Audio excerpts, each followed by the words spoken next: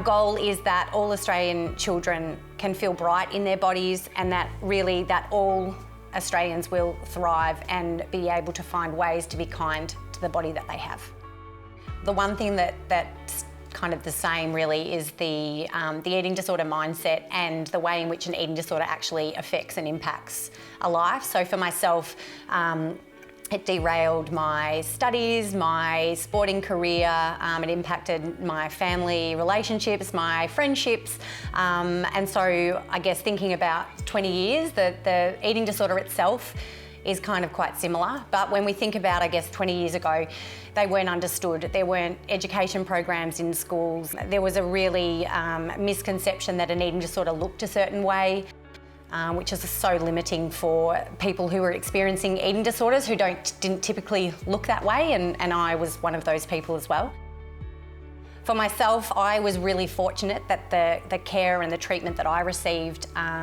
while certainly recovery wasn't linear, what I was able to access was compassionate, respectful care that put me at the centre of recovery. And I know 20 years ago that was a very rare thing to find, and I actually feel really privileged to have been able to have the support that I did, and I feel that my recovery is what it is because of that progressive and holistic support that I received at the time.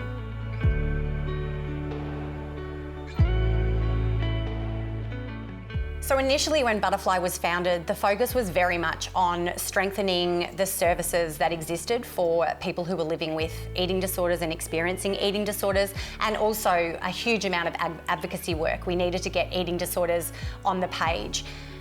Over the last 20 years, what has also evolved, which is exciting to see, is that the work around prevention and early intervention is being better understood, and that we now understand what the important role that prevention, early intervention and community education actually plays in this eating disorder puzzle. So over the last 20 years, we have received funding and support that's allowed us to do the really important work that we do in schools and community settings. We need to ensure that anyone who is struggling is able to be supported sooner than later, because we know that with early intervention, the sooner someone can access treatment that can start to challenge any eating disorder thinking, attitudes and behaviours, the more likely they are to recover, but also thrive in all aspects of their life.